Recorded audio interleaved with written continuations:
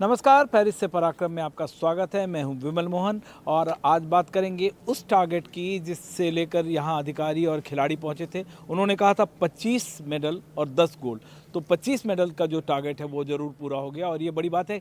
मुझे लगता है कि वो जो टारगेट उन्होंने सेट किया था इससे आगे जाएंगे। और बात है एक ऐसे तीरंदाज की जिन्होंने दोनों ही अगर देखें ओलंपिक्स और पैरालंपिक्स को मिला के देखें तो वो अकेले खिलाड़ी हैं। हरविंदर सिंह उन्होंने गोल्ड मेडल जीता है, लेकिन उनकी कहानी भी जो है संघर्षों भरी है और पहले भी संघर्ष रहा। एशियन गेम्स में उन्होंने गोल्ड मेडल जीता, उसके पहले उनकी मां का इंतकाल हो गया। एशियन गेम्स के बाद उन्होंने ओलंपिक्स में जो हाईएस्ट स्टेज पे है वहाँ जाके गोल्ड जीता। क्या ह्यूमिलिटी है। इकोनॉमिक्स से पीएचडी कर रहे हैं और उनको अभी तक नौकरी नहीं मिली, यहाँ तक कि कोर्ट जाना पड़ा। सुनते हो ये क्या कह रहे हैं।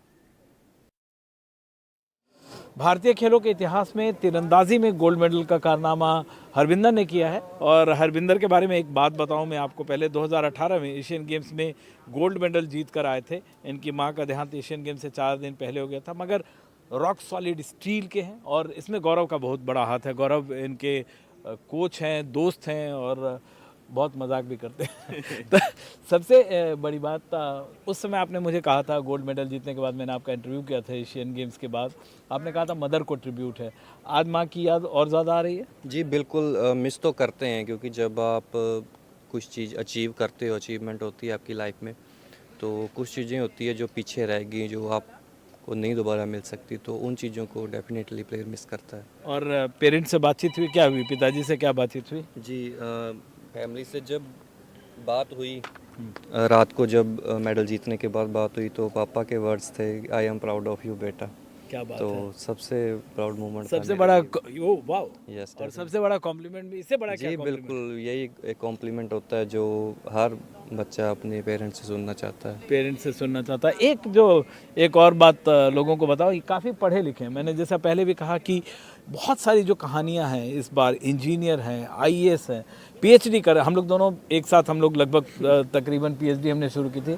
मैंने पहले ख़त्म की क्योंकि इनको खेलना है मैदान पे, और ये भी जल्दी ख़त्म करने वाले हैं। क्या है पीएचडी का स्टेटस अभी। जी हाँ, अभी मुझे उम्मीद है कि इस साल तक का टाइम है मेरे पास, दिसंबर तक का, तो उम्मीद है कि पंजाबी यूनिवर्सिटी पटियाला की स्पोर्ट्स से, डिपार्टमेंट ऑफ इकोनॉमिक्स की स्पोर्ट्स, इकोनॉमिक्स पे आप कर रहे थे, मुझे याद है। इकोनॉमिक्स में कर रहा हूँ मैं, क्योंकि काफ़ी डिले हो गया सारा कुछ, क्योंकि देश के लिए मेडल भी जीतना होता था, बड़ा कंपटीशन है, उसकी तैयारी फोकस रह के करनी पड़ती है, लेकिन अभी मुझे उम्मीद है कि कर लूँ पूरी। बिल्कुल बिल्कुल ख़त्म करना है उसको। गौरव, एक बात और, जो जैसे हम ना समर्थ भाई हंडे इनिशिएटिव, हमारा एनडीटीवी के पार्टनरशिप में हम बहुत सारी ऐसी स्टोरीज़ करते हैं और ये आपसे जानना इसलिए चाहेंगे। जैसे पोलियो वाला इनका एपिसोड हुआ था, 1.5 साल की उम्र में पोलियो हुआ और उसके बाद गलत डॉक्टर, गलत इंजेक्शन, डेंगू और क्या क्या कह के वो उसकी वजह से प्रॉब्लम हुआ। तो एक मैसेज जाना चाहिए कि भाई नीम हकीम ना करें, मतलब करें साइंटिफिक बात करें। तो मतलब कहा ये सर ऐसा है, मतलब इंडिया में हम कहते हैं ना, हम पौराणिक हैं, ऐतिहासिक हैं, तो मतलब जड़ी बूटियों का देश है।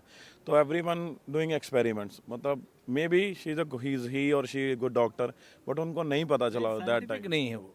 हाँ बिल्कुल, उनको पता ही नहीं था, मतलब डिग्रीज वगैरह हैं या जो भी वट एवर इट इज़। और आप जो करते हो उसका नतीजा किसी को बहुत ज़्यादा देर तक भुगतना पड़ सकता है। जी, अगर मैं आपको बताऊं, अगर ये स्पोर्ट्स में ना होता तो आपको पता ही हमारे हिंदुस्तान का कैसा है, कैसा लोग समझते हैं। ताने मारते थे लोग। जी, मैं बोलना चाहूँगा इस बारे में कि अगर मैं स्पोर्ट्स में ना होता तो एक जो दिव्यांगजन है एज नॉर्मल, तो उसकी लाइफ बहुत हार्ड है, बहुत खास हार्ड तौर है। पे इंडिया में। चाहे आपकी 5% भी डिसेबिलिटी है, चाहे वो 50% है, 80% है, तो मुश्किल है उसकी लाइफ। और दूसरी बात ये, जो 40% के नीचे हैं, वो आम लोगों के लिए तो वो हैंडीकैप हैं, दिव्यांग है, लेकिन उनको कोई रिजर्वेशन नहीं, कुछ नहीं मिलता। तो जो 40 से ऊपर हैं उनका कहीं ना कहीं कुछ हो जाता है, लेकिन जो 10% 20% भी है वो ये है। बहुत तो बड़ी बात कही है। और एक और जो स्टेट पॉलिसीज़ है डिसेबिलिटी को लेके, वो इतना इम्प्रैक्टिकल है। अभी तक पीएचडी करने वाले हैं, एशियन गेम्स का मेडल है, कोर्ट तक आप गए, अभी तक हरविंदर के पास नौकरी नहीं है। नहीं जी, नौकरी नहीं है। मेरा 2018 में गोल्ड मेडल था, उस टाइम सितंबर में हरियाणा में पॉलिसी बनी थी, स्पोर्ट्स पॉलिसी, और अक्टूबर में मेरा गोल्ड मेडल आया। एचसीएस की मेरी पोस्ट बनती थी, लेकिन उसके बाद 2 महीने बाद ही हमें डिनाई कर दिया गया डिपार्टमेंट की कोर्ट तरफ गए। से। जी बिल्कुल, हमने 2 साल तक वेट की गवर्नमेंट से कि हमें कोई आश्वासन मिलते रहे। तो 2021 में गवर्नमेंट ने पॉलिसी चेंज कर दी और हमें कहा गया कि आपकी नई पॉलिसी के मुताबिक बी ग्रेड पोस्ट बनती है, आप इसे ज्वाइन कर लो। तो हम कोर्ट गए क्योंकि पैरा एशियन गेम्स में जो सिल्वर मेडलिस्ट थे उनको ए ग्रेड पोस्ट दे दी गई हरियाणा गवर्नमेंट की तरफ से, लेकिन जो गोल्ड मेडलिस्ट थे उन्हें बी ग्रेड ऑफर कर रहे थे। पंजाब पता नहीं, हरियाणा में। अरे जी, तो हम कोर्ट में गए। हाई कोर्ट ने पिछले साल ऑर्डर दिया गवर्नमेंट को कि जब इन्होंने अप्लाई किया तब जो पॉलिसी थी उसके मुताबिक जॉब दी जाए, लेकिन फिर भी गवर्नमेंट ने डिनाई कर दिया जॉब देने के लिए। पता नहीं क्या। ये बहुत बड़ी मुश्किल है। और जैसे हम जिस इंक्लूसिविटी की बात करते हैं, एक्सेसिबिलिटी की बात करते हैं, उस और अगर कदम बढ़ाना है तो सबको एक साथ बढ़ने की ज़रूरत होगी। अच्छा, इंक्लूसिविटी और एक्सेसिबिलिटी को लेके जैसे यहाँ पे आप देखते हैं सड़कें, हिंदुस्तान में हम कहाँ हैं एक्सेसिबिलिटी को भी लेके? और जैसे आपने कहा कि बहुत ज़िंदगी मुश्किल है, ताना मारना ये सब कम हुआ है? देखिए, हाँ, मतलब बदलाव तो आया है। सोच में बदलाव हुआ है, लेकिन जो इंफ्रास्ट्रक्चर्स है, मैं समझता हूँ कि हम रोड साइड में हम देखें, अब नई सड़क बनती है, फुटपाथ बनता है, उस पर ब्लाइंड्स के लिए एक तरीके से मतलब ठीक है वो फॉर्मेलिटी की जाती है। रैंप्स कहाँ है? मैं पटियाला में रहता हूँ, मेरे फादर साहब को थोड़ी चलने में दिक्कत है और हमें एक शोरूम में शॉपिंग के लिए जाना था। वहाँ पे जो रैंप था वो 5 फुट ऊंचा और 5 फुट ही उसका स्लोप था। My God. तो वो खानापूर्ति की गई कि यहाँ पे रैंप है जो बनाना चाहिए था, लेकिन उस पर कैसे चढ़े, व्हीलचेयर कैसे चढ़ सकती है? तो एक मतलब सिस्टम में काफ़ी बदलाव की ज़रूरत है ये। और केवल इंडिया की बात नहीं, अक्रॉस द वर्ल्ड भी। यहाँ फ्रांस में आप देखिए जो मेट्रो है वो, उसमें डिसेबल के लिए इतना मुश्किल है, वो जाइए सीढ़ियाँ, आप हेरिटेज है लेकिन आप लिफ्ट तो बना सकते हैं। बहुत सारे उपाय निकाले जाते हैं। यही चीज़ें हैं। अभी साई सोनीपत में एक नया हॉस्टल बना है, तो उसमें एथलीट्स रहेंगे, लेकिन उस हॉस्टल के जो बाथरूम्स है वो व्हीलचेयर एक्सेसिबल नहीं है, तो ग्राउंड करने की ज़रूरत है। आप अच्छी बात है कि आप जो मुश्किलें हैं उसकी ओर इशारा कर रहे हैं। चैंपियन खिलाड़ी हैं और सबको सुननी पड़ेगी ये बात। अब गौरव, आपके लिए अगला टारगेट क्या है? ये तो हाईएस्ट स्टेज पे आपने ले लिया। वैसे तो सर मतलब एथलीट और कोच का काम है कि मेडल आने के बाद फिर उसी काम में जुड़ जाओ, लेकिन थोड़ा एंजॉय करेंगे, 1-2 महीने इसको रेस्ट देंगे, अपनी पीएचडी कंप्लीट करें। सेलिब्रेशन प्लान है? सेलिब्रेशन प्लान है, मैं इस बार तो श्योर है। मतलब पहले कुछ चीज़ें ऐसी हुई तो हम लोग हैं उसका हिस्सा। बिल्कुल, आप तो हमेशा साथ ही रहोगे।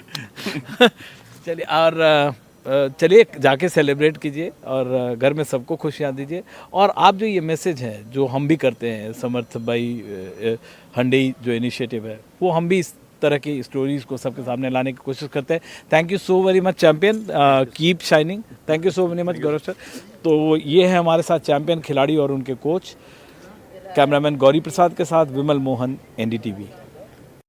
और अब बात 3 ऐसे धुरंधर की जो व्हील चेयर पे हैं लेकिन दुनिया का दिल जीतने का कारनामा करते हैं। इनमें अमित सरोहा कोच भी हैं और खिलाड़ी भी। धर्मवीर नयन ने गोल्ड मेडल जीता है और प्रणव शर्मा, जिनकी स्टोरीज़ हम एनडीटीवी पर दिखाते रहे हैं इससे पहले, और इन तीनों खिलाड़ियों ने गोल्ड, सिल्वर जीता। और अमित सरोहा कोच रहे और पोडियम पर भारत का तिरंगा 2 तिरंगा लहराया और राष्ट्रगान भी बजा। ये इनके लिए भी बड़ी बात है, हम सब के लिए तो है ही। हमारे साथ 3 जांबाज खिलाड़ी हैं और 3 कोचेज़ हैं इनके साथ। ये व्हीलचेयर की कहानियाँ जो हैं आपको बेशक फिल्मी लग सकती हैं, लेकिन इनके कारनामे ज़रूर फिल्मी हैं, जो आउट ऑफ वर्ल्ड अपनी सीमाओं को लांघ कर इन्होंने किया। अमित सरोहा को सब लोग जानते हैं और धर्मवीर नयन है, गोल्ड मेडल इन्होंने जीता है, पेरिस को हिला कर रख दिया। और प्रणव शर्मा है। प्रणव शर्मा एनडीटीवी में पहले भी हमने इनकी स्टोरी की थी। इनका भी एक एक्सीडेंट का है और डी स्कूल से पढ़े हैं, काफ़ी इंटेलिजेंट खिलाड़ी। सबसे पहले तो धर्मवीर, जो आपने कारनामा किया ये मतलब आपसे एक्सपेक्ट नहीं करे थे। 9वें नंबर पर ही हो, 8वें नंबर पे, या आप ज़रूर एक्सपेक्ट करेंगे क्योंकि स्पोर्ट्स में कुछ भी अचानक नहीं होता है। देखिए, ये मेरा तीसरा ओलंपिक है। रियो में तो मैं बहुत जल्दी पार्टिसिपेट था, तो उसमें तो मेडल की उम्मीद नहीं थी, लेकिन टोक्यो में मैं बहुत अच्छी तैयारी के साथ गया था। लेकिन हार्ड लक वहाँ पे वेदर की वजह से मतलब एकदम सेट नहीं हो पाया और वहाँ पे थ्रो नहीं लगा अच्छा। तो यहाँ पे भी बहुत अच्छी तैयारी के साथ आए थे और यहाँ पे भगवान ने सुन ली और अच्छा थ्रो लगा और गोल्ड मेडल यहाँ पे आया। बिल्कुल, धर्मवीर रोहतक के हैं और जो ये क्लब में गोंद लगने की बात जो कर रहे हैं, बेसिकली क्लब हाथ से चिपकता है। अभी आपने मुझे दिखाया था पहले, अगर यहाँ नहीं चिपका तो गेम नहीं होगा इनका थ्रो। अच्छा, आपने प्रैक्टिस में प्रणव आप बहुत अच्छा थ्रो कर रहे थे, आप सेटिस्फाइड हैं? आप आपस में कॉम्पिटिटिव भी हैं? अब जहाँ तक ये 51 कैटेगरी की बात है, इसमें हम गम यूज़ करते हैं क्योंकि हमारी फिंगर्स में ग्रिप नहीं होती।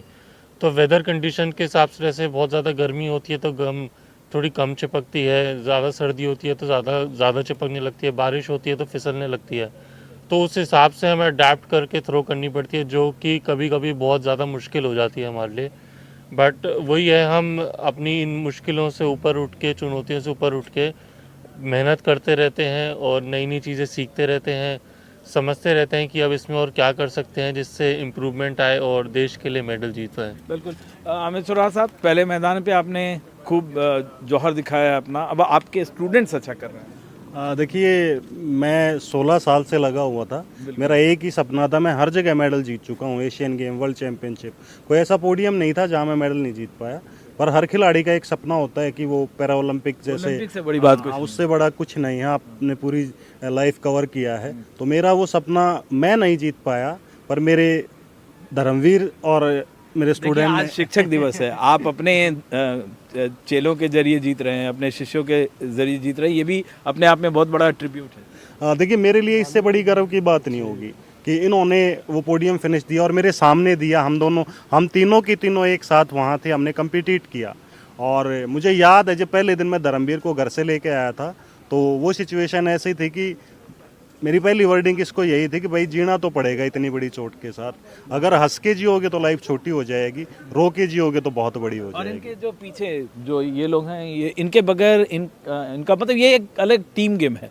हम में से किसी का कोई वजूद नहीं है अगर दूसरा उसका हिस्सा काम नहीं करे। और इसमें मैं कहना चाहूँगा एक चीज़ और, हम जो भी हैं वो हमारी सपोर्टिंग टीम की वजह से हैं। हमारे को बेड से उठाकर और पैरा ओलंपिक के पोडियम तक लेके आने वाले ये लोग हैं हमारे पीछे। हमारे कोचेज हैं, हमारे सपोर्टिंग स्टाफ है, फिजियो, बहुत बड़े लोगों का बहुत बड़ा सपोर्ट है। आप टीचर्स डे है, आप अमित सुरहा या किसी को भी आप अपने टीचर को, और भी जो टीचर्स हैं उनको कैसे ट्रिब्यूट देंगे? देखिए, आज ये बड़ा खुशी का दिन है, आज टीचर्स डे है और मेरे लिए इससे अच्छा मौका नहीं हो सकता गुरु दक्षिणा देने के गुरु लिए। दक्षिणा दिए। देखिए भाई, हाँ अमित जी, आप छू तो लीजिए।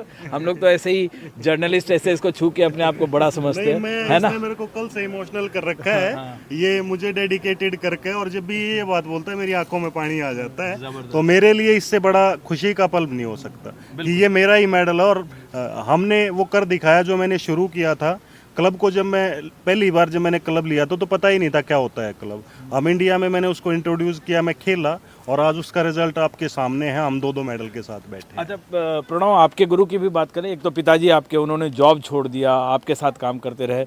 आपके गुरु ने आज मुझे फ़ोन किया और रोने लगे। आप जानते हैं मैं किन की बात कर रहा हूँ? हाँ जी। उनका नाम आप ही लें। मेरे जो कोच हैं नवल सिंह और आदित्य चौधरी, उनका काफ़ी ज़्यादा मतलब सहयोग रहा है, जिसकी वजह से मतलब मेरी परफॉर्मेंस अपलिफ्ट हुई है।